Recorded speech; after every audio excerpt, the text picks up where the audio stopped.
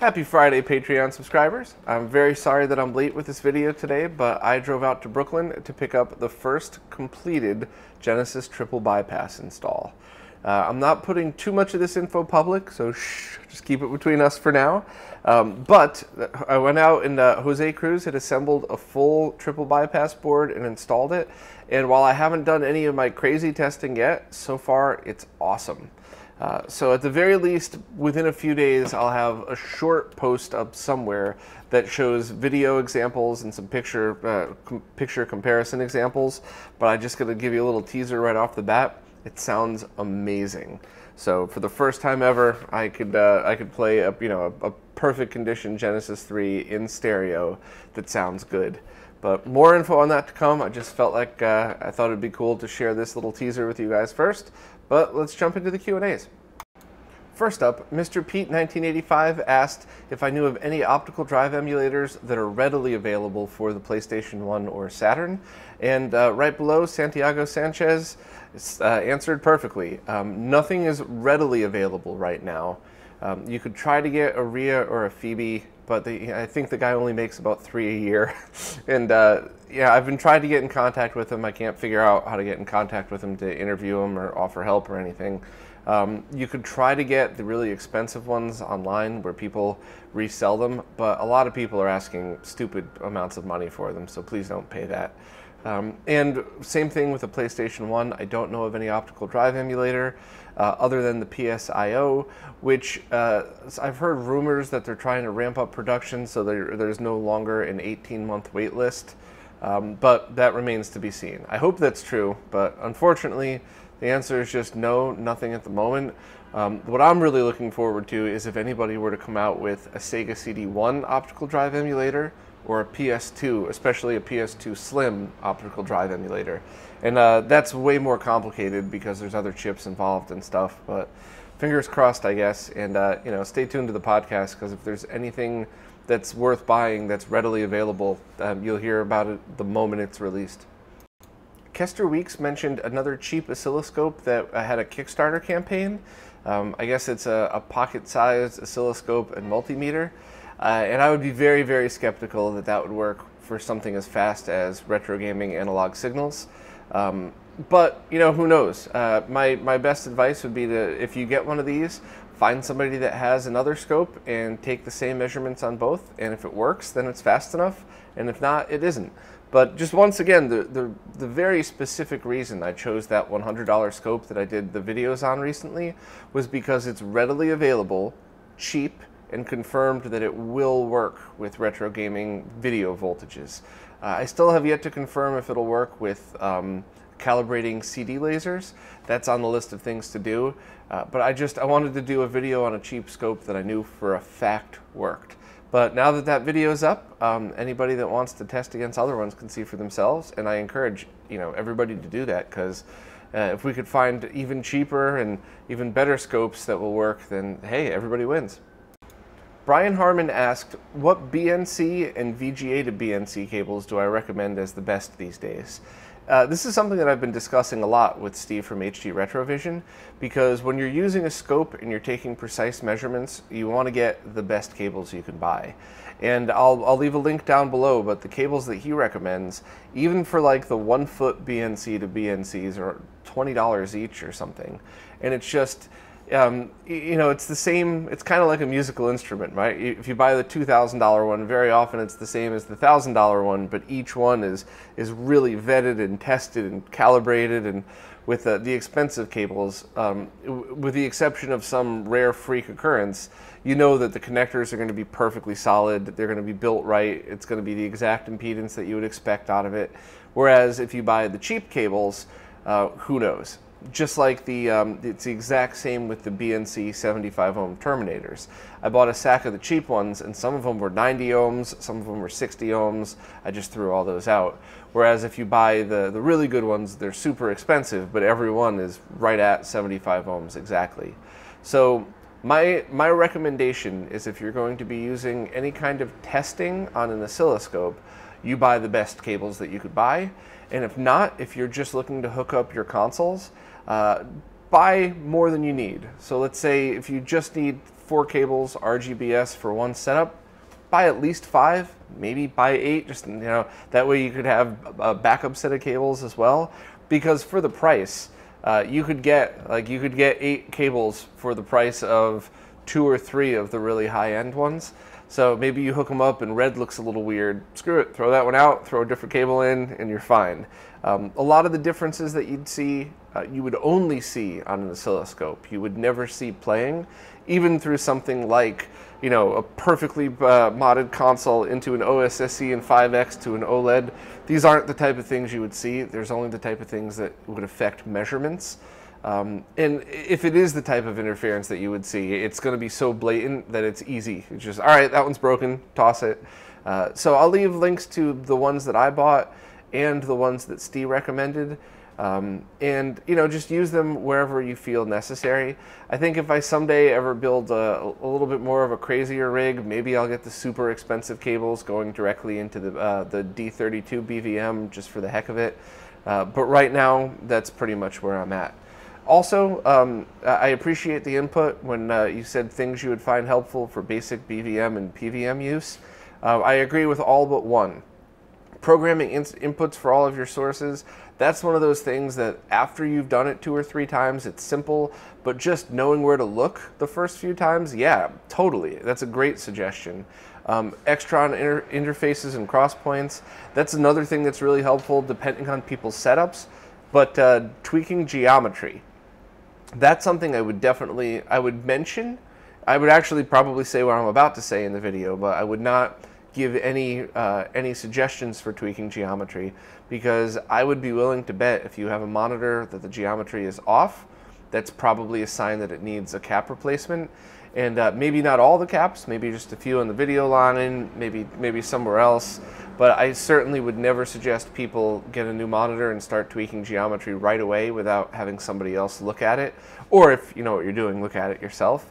Because it is 100% possible that somebody gets a monitor, tweaks the geometry, they can't get it perfect, but they get it close enough, go get a cap replacement done a year from now, and now all of the geometry is wildly off because you're calibrating to bad capacitors. So I just wanted to address that now because I thought that might be a handy tip for anybody listening. But other than that, thank you for the suggestions. I'll definitely remember those. Sterling Ference asked if I had any more info on the new 3DO RGB mod that Video Game Perfection is selling. And no, I just know the basics. But I should probably interview Taiji Gamer, who created the mod, because I've been following that work for a while, and a lot of research went into making sure everything was right. So, you know, there are a few choices on RGB mods now, and hopefully that one will be as solid as I think it would be. But yeah, I mean, I'm always interested in this stuff, so maybe I'll get Taiji Gamer on soon to talk about 3DO stuff. It's a Serial Wow talked about a problem that I also had a few years ago that I did a tremendous amount of research on because I was dying to figure out the answer. He used the HD Retrovision component video cables on a PVM, and S-Video ended up looking better. So this is a problem I had where on a few of my monitors, RGB looked better than component, even though they looked the same through a capture card that was set up properly, obviously. So I dug deep into to trying to figure out why, because I'd heard this before, and I really wanted to know, is there a technical reason?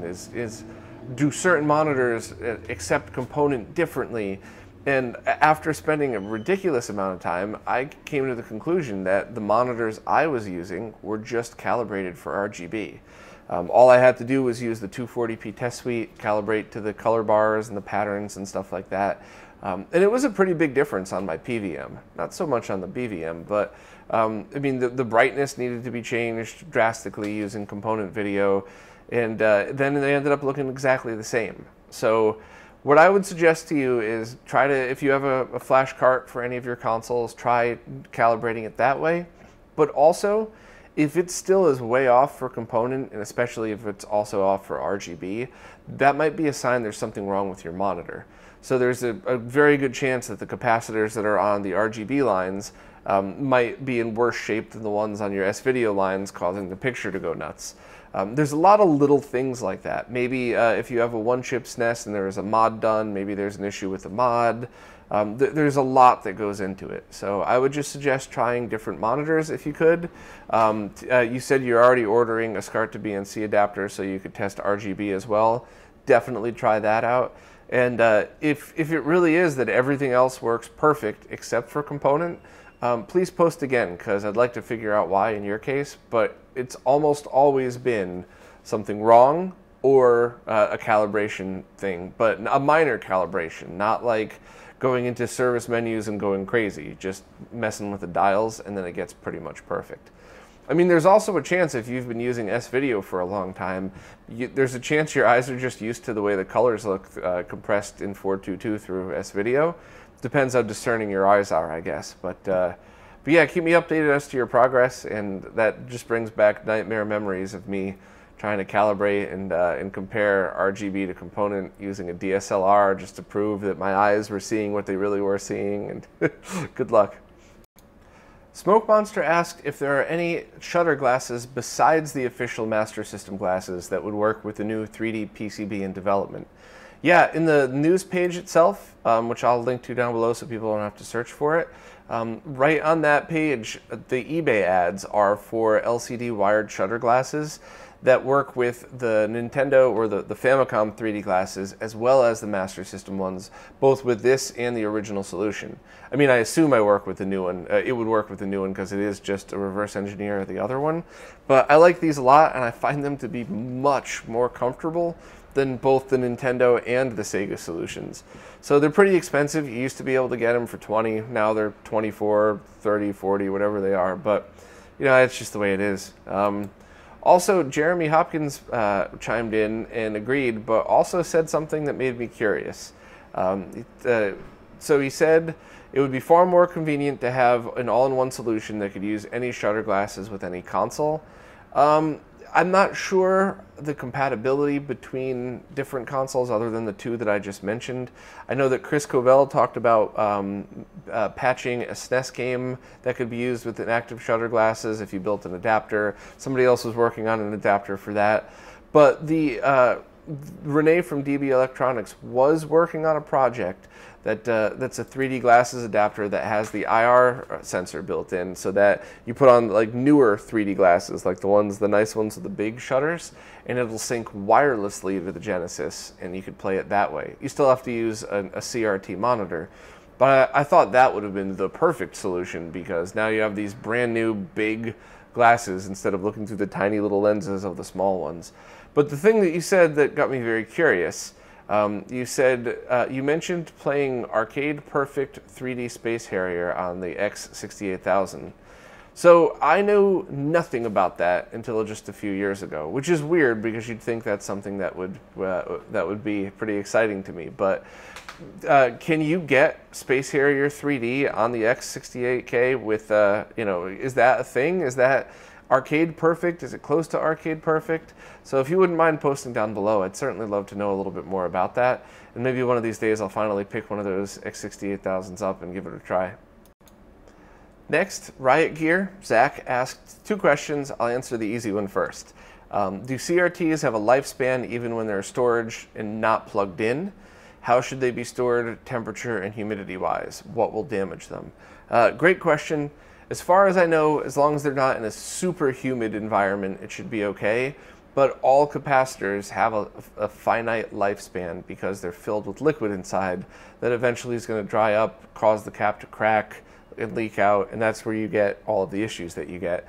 And more importantly, if that liquid leaks out, it could corrode traces on the board, making it much harder to fix than just a cap replacement. So I say just a cap replacement, that's an easy thing.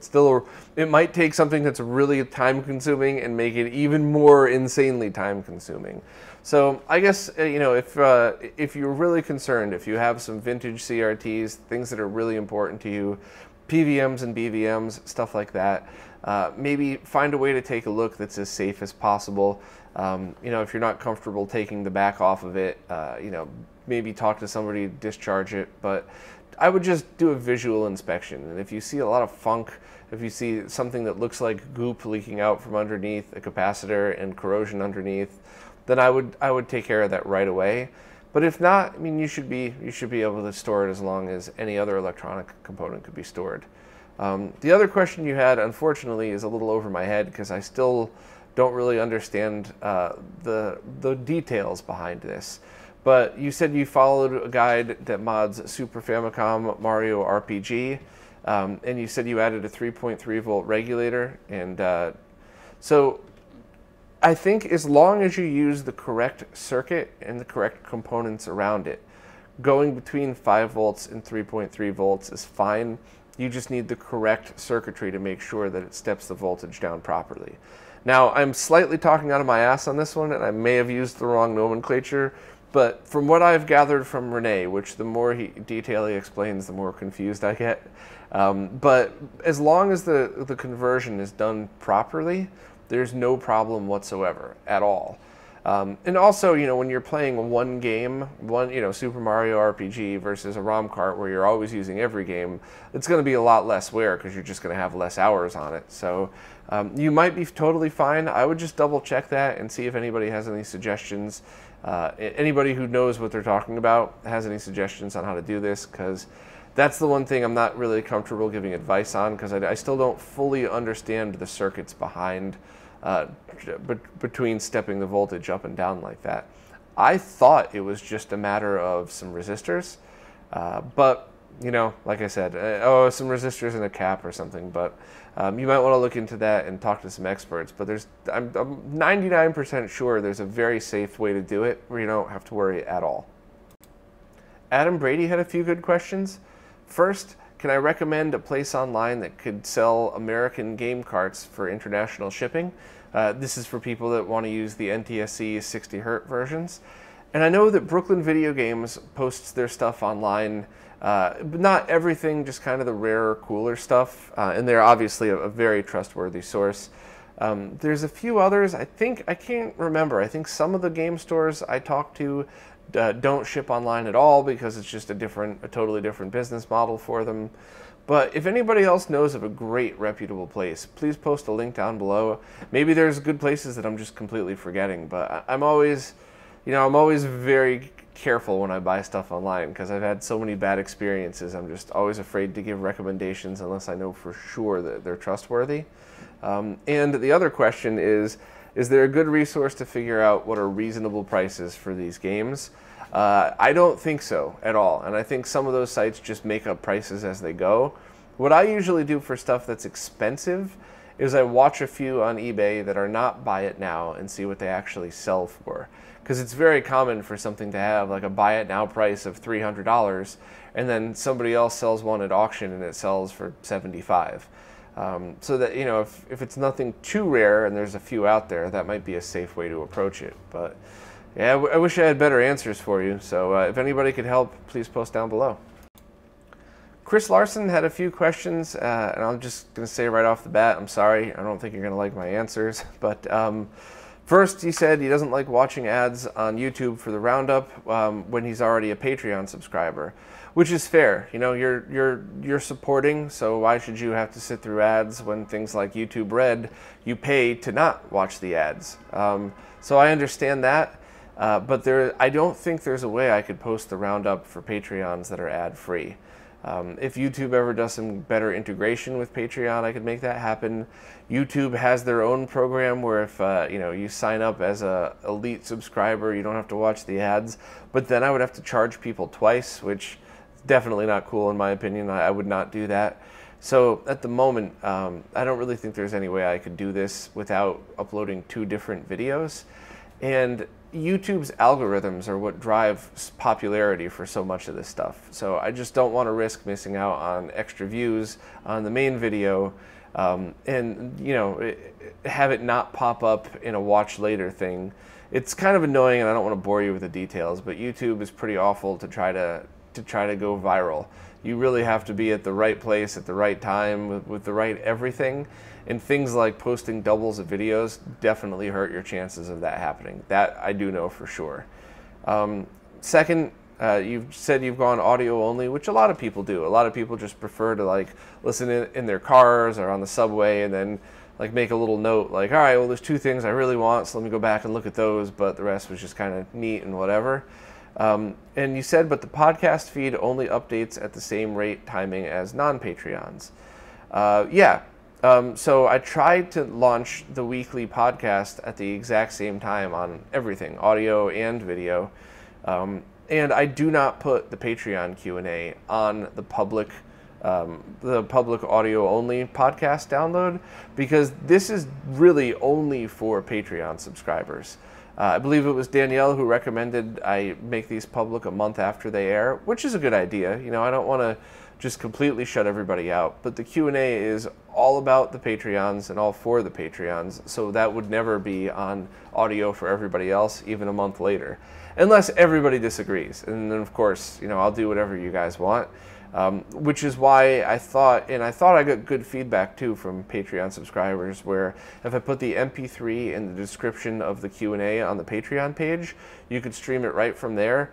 And it's a mono 128-bit file, so it's not big. So you don't have to worry about me posting a 500 meg file to stream on your phone. It's fair. So, you know, I'm really sorry that these are answers that are not, you know, they're probably not what you were looking for, and I hope, I certainly hope you're not upset by them. But, you know, the two end goals I have in all of this, number one is doing this for a living any way I possibly can. I'm giving it my all this year, and if I can't make it, I don't know what's going to happen next, but I'm trying. And a huge part of the reason I'm even able to try it this year is Patreon subscribers. So, you know, a very close second in my goal is to make sure that I'm able to do this in a way where I can give back and make my Patreon subscribers happy. So, you know, if anybody has any more ideas down below, I'm all ears and I will try absolutely anything, but it has to be something that benefits all of us equally. So, you know, if putting 2 videos up makes everybody happy, I'll do it, but I'm pretty sure that's going to mess with the YouTube results and make things harder for me to get more popular on YouTube. But maybe I'm wrong. If anybody has any insight into that, please let me know. And, you know, also any suggestions on anything you guys want. So I started doing audio only for the Q&As and putting it in the description. That seemed to be okay. So if anybody wants something a little different, let me know. But yeah, just please keep me posted on what everybody wants, and I'll try my best to do it. And I'm really sorry that at the moment I don't think there's any way to get the YouTube videos ad-free for Patreon subscribers. Chris Larson also chimed in about the 1UP cards for cleaning cartridges. He said he thinks they work well because they have a large surface area and the tip is made from what looks like condensed felt. Basically, the cleaning goes very quickly relative to the Q-tips, and dirt is readily apparent on the cleaning surface, so if you have a bit of common sense, you should understand when to switch out. I'd still like to try one myself. No offense at all to you or anybody who likes the product. I just, you know, I really want to double and triple check. But thank you for the feedback. You know, that's exactly what I was hoping for. And now I'll try to remember to go out and buy one of those things and, you know, let's see if I could put it under a microscope or something. Elmer M is having trouble picking out a VGA switch. One that I would recommend would be obviously any of the Extron cross points that I've talked about in the past.